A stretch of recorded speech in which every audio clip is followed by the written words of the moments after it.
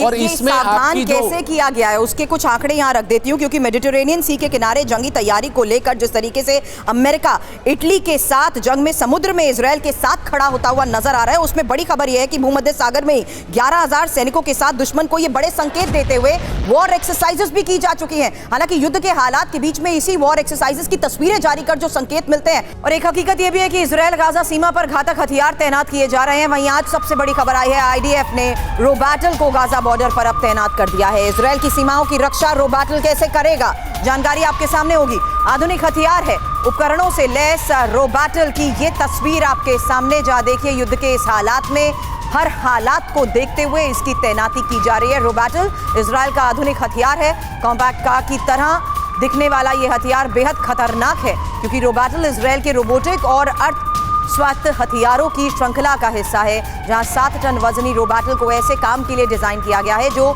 इंसान करते हैं। हालांकि रोबैटल को इजरायल की सेना सीमाओं की हिफाजत के लिए अब तैनात कर रही है। उसके बारे में इंफॉर्मेशन आपके सामने, आधुनिक और कारगर हथियार को लेकर इसकी खासियत जानिए सबसे पहले, क्योंकि हमास पर हमला करने के लिए रोबैटल को किस तरीके की जिम्मेदारी दी गई है। पहले इन तस्वीरों को देखिए और उसके साथ ही आपको इसकी जानकारी दूंगी कि आखिर किस तरीके से युद्ध के हालात में रोबैटल को उतारने का फैसला लिया गया है। युद्ध भूमि में बदलते हालात में चुनौतियां भी बढ़ती जा रही हैं, और उन चुनौतियों से निपटने के लिए रोबैटल हथियार किस तरीके से बड़ी भूमिका निभाने वाला है, क्योंकि ये रोबोटिक हथियार है। इसकी कैटेगरी देखिए, रोबोटिक हथियार है और सेंसर और रडार से लैस है ये।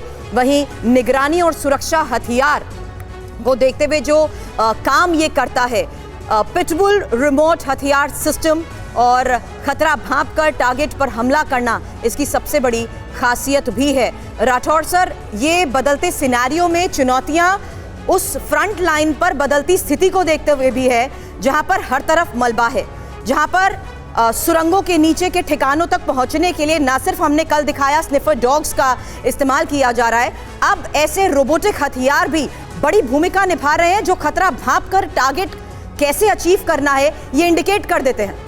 देखिए सुरभि, ये हथियार जो है प्राइमरली ये 2 चीज़ों के लिए किए गए हैं इस्तेमाल। पहली चीज़ है, इनसे कैजुअल्टीज़ कम होंगी। दूसरी बात है, जो बिल्टअप एरिया में रोड हैं या स्ट्रीट्स हैं उनके आगे ये चलेगा, जिससे वहाँ पर ह्यूमन प्रेजेंस और प्रेजेंस ऑफ हमास फाइटर्स वो पता चलेगी, जिस पे वो फायरिंग डाल सकता है और पीछे वो खबर दे सकता है कि यहाँ पर खतरा है। और इसी तरीके से इजरायली आर्मी के पास पोर्टेबल रोबोट्स भी हैं, जिनको वो फाइनली उतारेगी आपके सुरंगों में, राइट, जहाँ से वो पता चलेगा कि सुरंगों में कहाँ पर कौन बैठा है और क्या खतरा है। और बंदूकों के सर्च के लिए भी वो रोबोट्स इस्तेमाल होंगे। इसका बेसिकली इस्तेमाल आप देखिए, जिस तरीके से चढ़ रहा है, ये जितना भी मलबा पड़ा है उस पर आसानी से चढ़ सकता है, उतर सकता है और आसपास की चीज़ें देख सकता है और फायरिंग डाल सकता है। ये इंपॉर्टेंट चीज़ है इसमें। बिल्कुल आपने सही कहा, क्योंकि विंटर वॉरफेयर को लेकर भी जो स्ट्रैटेजी अपनाई जा रही है, मलबे के ढेर के बीच किस तरीके से आर्मर्ड व्हीकल्स नहीं पहुंच सकते, वहां पर ये रोबोटिक हथियार किस तरीके से कारगर साबित होंगे, इसकी तस्वीरें भी हम उम्मीद कर सकते हैं जल्द जारी कर दी जाएंगी।